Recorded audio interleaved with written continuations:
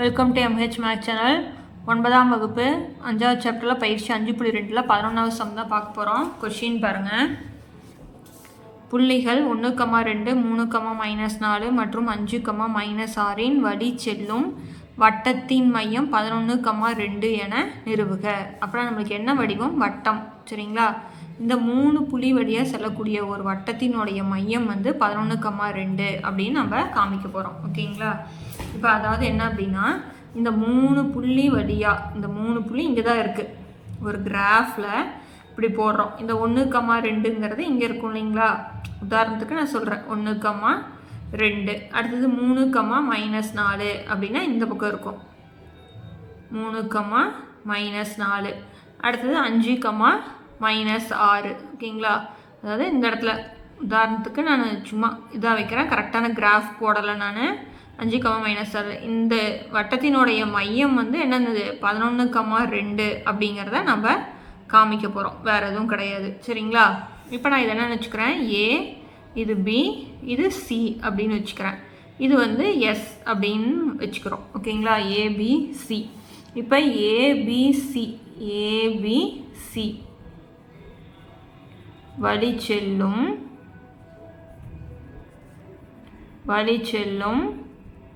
வட்டத்தின் மையம் வந்து எஸ்.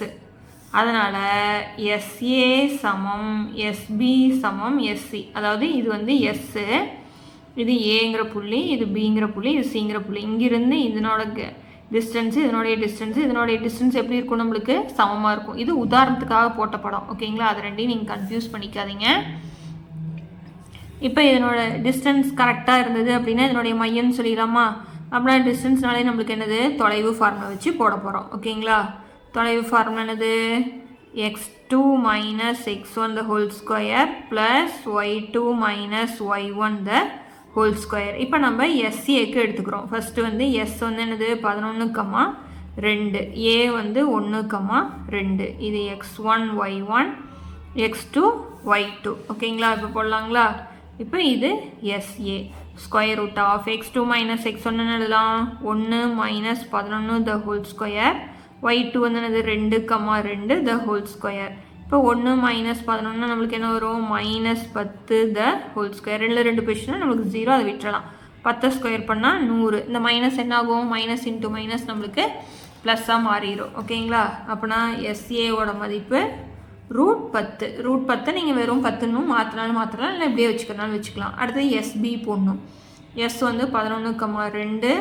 பி வந்து 3, -4. இப்போ x1 y1, x2 y2. இப்போ இது எஸ்பி போடுறேன். ஓகேங்களா? x2 - x1 3 - 11 த ஹோல் ஸ்கொயர் ப்ளஸ் -4 -2 த ஹோல் ஸ்கொயர். 3 - 11 நம்மளுக்கு என்ன வரும்? -8 த ஹோல் ஸ்கொயர். ரெண்டும் ஒரே குறியாக இருக்குனாட்டு என்ன பண்ணிக்கணும்? கூட்டி அதே குறியை போட்டுக்கிறோம். இப்போ 8 ஸ்கொயர் பண்ணால் மைனஸ் இன்ட்டு மைனஸ் ப்ளஸ் ஆயிரும். 8, 8 64 ப்ளஸ் 6, 6 36. இப்போ இது கூட்டினா நம்மளுக்கு என்ன வரும்? √100. 64, 36. அப்படின்னா எஸ்பியோட மதிப்பு நம்மளுக்கு √100. ஓகேங்களா? இப்போ எஸ்சி இங்கே போடுறேன். எஸ்ஸோட மதிப்பு 11, 2. சியோட மதிப்பு 5, -6. x1 y1, x2 y2. இப்போ எஸ்சியோட மதிப்பு 5 - 11 the whole square. y2 - y1 -6 -2 the whole square. இப்போ கழிச்சிட்டு பெரிய நம்பர் குறி என்ன வரும்? -6 the whole square. ரெண்டே ஒரே குறியாக இருக்குங்காட்டி கூட்டி அதே குறி. இப்போ 6, 6 36, 8, 8 64. இப்போ இதை கூட்டினோம்னா √100. அப்படின்னா எஸ்சியோட மதிப்பு என்னதான்? 100 தான். அப்படின்னா எஸ்ஏ சமம் எஸ்பி சமம் எஸ்சி = √100. அப்படின்னா இந்த புள்ளிகளுடைய மையம் வந்து என்னதான்? 11, 2.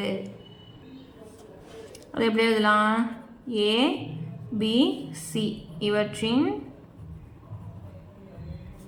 இவற்றின் மையம் 11, 2 ஆகும். ஓகேங்களா? அவ்வளோதான் சம் முடிஞ்சது. அடுத்த சம் பார்க்கலாம். 12வது கொஸ்டின் பாருங்கள்.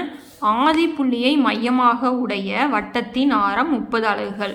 ஆதி புள்ளி அப்படின்னா நம்மளுக்கு என்னன்னு தெரியும்? 0, 0. அந்த மையமாகக்கூடிய வட்டம், அந்த வட்டத்தினுடைய ஆரம் வந்து எவ்வளவு? 30. அந்த வட்டம் ஆய அச்சுகளை வெட்டும் புள்ளிகளை காண்க. ஆய அச்சுகள் அப்படின்னா எக்ஸ் அச்சு ஒய் அச்சு வெட்டக்கூடிய புள்ளிகளை கண்டுபிடிக்கணும். அவ்வாறான எந்த இரு புள்ளிகளுக்கும் இடையே உள்ள தொலைவை காண்க. அந்த ஒரு 2 புள்ளி இருக்கு இல்லைங்களா, அதுக்கு இருக்கக்கூடிய தொலைவை நம்ம கண்டுபிடிக்கணும். இப்போ உதாரணத்துக்கு நான் ஒரு படம் போட்டு காமிக்கிறேன் பாருங்கள். இப்போ ஒரு வட்டம் போடுறேன். ஆய அச்சுங்கிறது இது தானே, அப்படின்னா 0 0, 0. இப்போ இது வந்து எக்ஸ் அச்சு ஒய் அச்சில் இப்படி போகும். இப்போ இது வந்து எக்ஸ் அச்சா, எக்ஸ் அச்சுனா எப்படி இருக்கும்? புள்ளி 0, 0. ஒய் அச்சுனா எப்படி இருக்கும்? 0, ஒய். இப்போ இந்த எக்ஸோட மதிப்பையும் ஒய்யோட மதிப்பையும் நம்ம கண்டுபிடிக்கணும். அதுக்கப்புறம் இந்த ரெண்டுக்கும் இருக்கக்கூடிய தொலைவை நம்ம என்ன பண்ணுறோம்? கண்டுபிடிக்கிறோம். புரியுதுங்களா? இப்போ இதனுடைய ஆரம் வந்து நம்மளுக்கு என்னென்னு சொல்லிட்டாங்க? 30ன்னு சொல்லிட்டாங்க. அப்படின்னா அதனுடைய தொலைவு நம்மளுக்கு 30.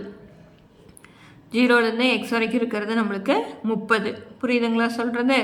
ஸோ அப்புறம் நம்மளுக்கு ஆன்சர் வந்து என்னென்னு தெரியும்? தொலைவுனுடைய ஆன்சர் வந்து 30 அப்படிங்கிறது தெரியும். புரியுதுங்களா? இப்போ நம்ம இந்த தொலைவு கண்டுபிடிக்கிறோம், இந்த தொலைவு கண்டுபிடிக்கிறோம். இப்போ அதனால் ஆதி புள்ளி அப்படின்னா நம்ம என்ன எடுத்துக்கலாம்? 0, 0, 0, 0. எக்ஸ் அச்சுங்கிறது எப்படி எடுத்துக்குவீங்க? எக்ஸ், 0. எக்ஸ் வந்து எக்ஸ், 0. இப்போ இதனுடைய தொலைவை நம்ம கண்டுபிடிக்கிறோம்.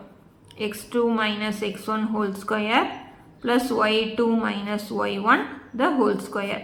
பாருங்க, இது x1 y1 x2 y2. அப்புறம் என்ன வரும்? x minus 0 the whole square. y2 0, y1 0. ஓகேங்களா? இதனுடைய தொலைவு நமக்கு என்னன்னு தெரியும்? 30 தான். ஆரம் வந்து 30ன்னு சொல்லிட்டாங்க. ஓகேங்களா? இப்போ என்ன பண்ணுறோம்? 0ல் 0 போயிடும், எக்ஸில் 0 போயிடுச்சுன்னா x square, square root of x square 30. ஓகேங்களா? இந்த ஸ்கொயர் இந்த ரூட் அந்த சைட் போனால் என்ன ஆயிரும்? ஸ்கொயர் ஆகிருமா? அப்போ நம்ம 30 square equal to X square. இப்போ இந்த ஸ்கொயர் ஸ்கொயர் என்ன ஆயிரும்? கேன்சல் ஆயிரும். இப்போ எக்ஸோட மதிப்பு 30. அப்படின்னா எக்ஸுங்கிறது வந்து 30, 0. எக்ஸுங்கிற புள்ளி. அடுத்தது ஒய்க்கு கண்டுபிடிக்கலாமா? அதே மாதிரி தான் ஒய்க்கும். 0லேருந்து ஒய். ஆதி புள்ளி வந்து 0, 0. ஒய்ங்கிறது என்ன வரும்? 0, ஒய்.